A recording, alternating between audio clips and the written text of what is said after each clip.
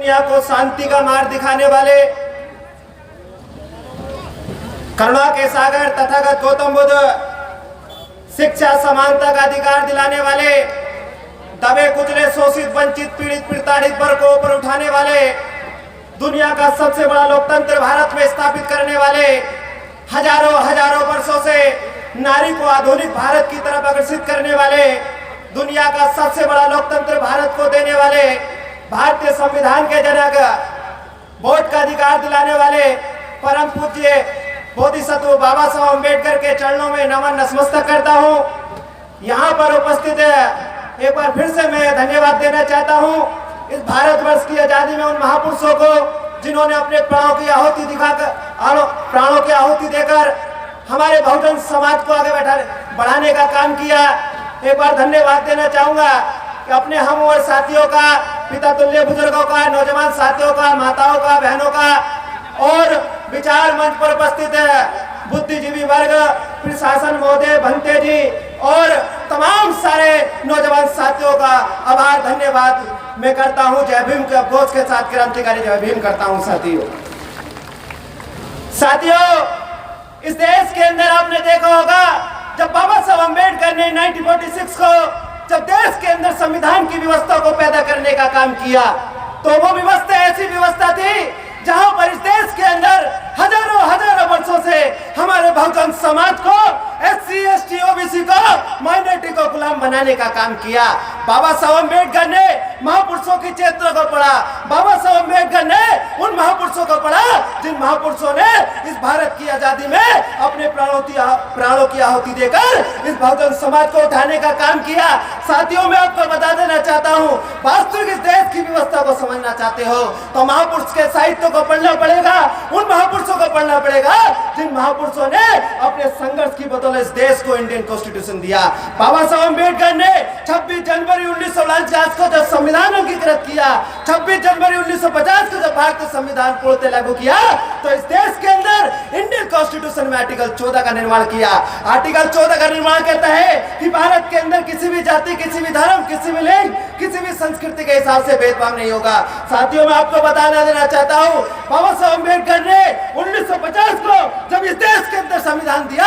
तो नम आंखों से कहा था 4000 साल की गुलामी के हो मैं आज जीरो घोषित कर भारतीय संविधान में 1950 के अंदर आर्टिकल 14 का निर्माण करता हूं। और आर्टिकल 14 का निर्माण आपको समानता का अधिकार देता है। कैसा अधिकार देता है? जब इस देश के अंदर पहले राजा के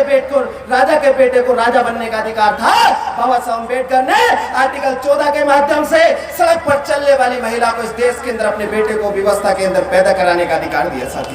साथियों, इस देश के अंदर चाहे 2014 का लोकसभा चुनाव हुआ, गुजरात से उठने वाला मुख्यमंत्री नरेंद्र मोदी जब देश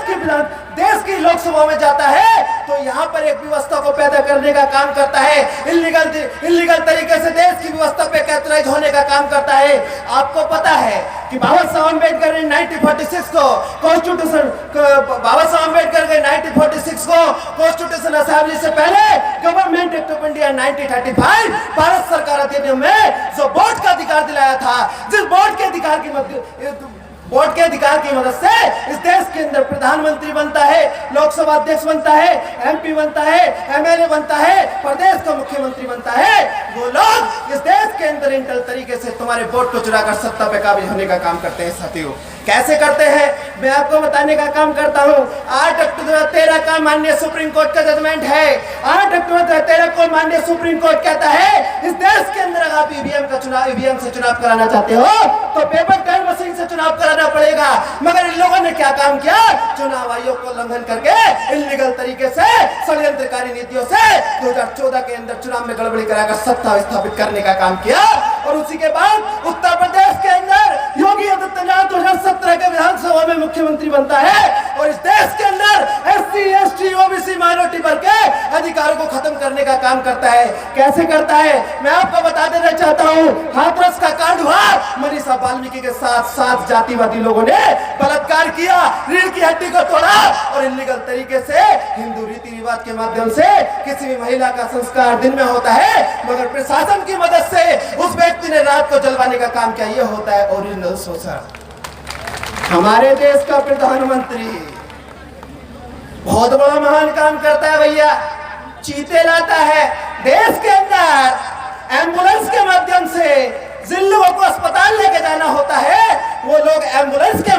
अनुपस्थिति के होने के कारण कुछ लोग अपने बाप को माँ को जब मर जाते हैं, सोशल मीडिया पे आपने देखा होगा, कंधे पर ले जाकर अस्पताल पहुंचाने का काम करते हैं। अरे डूब के मर जाना चाहिए ऐसी देश की व्यवस्था को जिसके अंदर जहां पर जाति के नाम पर शोषण होता हो, धर्म के नाम पर शोषण होता हो। इस देश के कल्चर को, संस्कृति को, कम्युनिटी को पैदा करना चाहते हो तो इस देश के अंदर एक ही शेर पैदा हुआ बाबा साहब अम्बेडकर के बाद काशीराम साहब के पास, जिसका नाम आता है एडवोकेट चंद्रशेखर आजाद।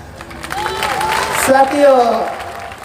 हमारे लोग सोचते हैं जय भीम का नारा लगाने से बहुत बड़ी ताकत में आ जाएंगे, कुछ भी नहीं है। 18 घंटे पढ़ने वाला या 12 घंटे पढ़ने वाला यूपीएससी क्वालिफायर में एक आदमी अगर आईएएस बनता है और वो 5वीं फेल विधायक के सामने हाथ जोड़ के खड़ा होता है तो मैं ऐसे आईएएस को आईएएस नहीं मानता, गुलाम मानता हूँ। आपको बाबा साहब अम्बेडकर ने कहा है वास्तविक देश की पावर को समझना है तो आपको शासन में जाना पड़ेगा, प्रशासन में नहीं। हमारे लोग राजनीति के नाम से डरते हैं, पुलिस इलीगल तरीके से मुकदमे लगाती है, हमारे लोगों पे एनएसए लगाती है, पोटा लगाती है और हमारे लोगों को षड्यंत्रकारी नीतियों से मारने का काम करती है। मुझे कोई चिंता नहीं है, मैंने अच्छी खासी डिग्री की है, मुझे पता है अगर मैं अच्छी सरकारी नौकरी की तैयारी करता 10 साल से कंपटीशन पढ़ाने के बाद मैंने सोचा इंडियन कॉन्स्टिट्यूशन पॉलिटी को पढ़ाने के बाद इस देश की सत्ता में जाना है, इस देश की व्यवस्था में जाना है तो आपको मैंने सोचा मेरे और मेरे जैसे नौजवान साथियों को इस देश के अंदर ऐसे सामाजिक मूवमेंट को जुड़ना पड़ेगा।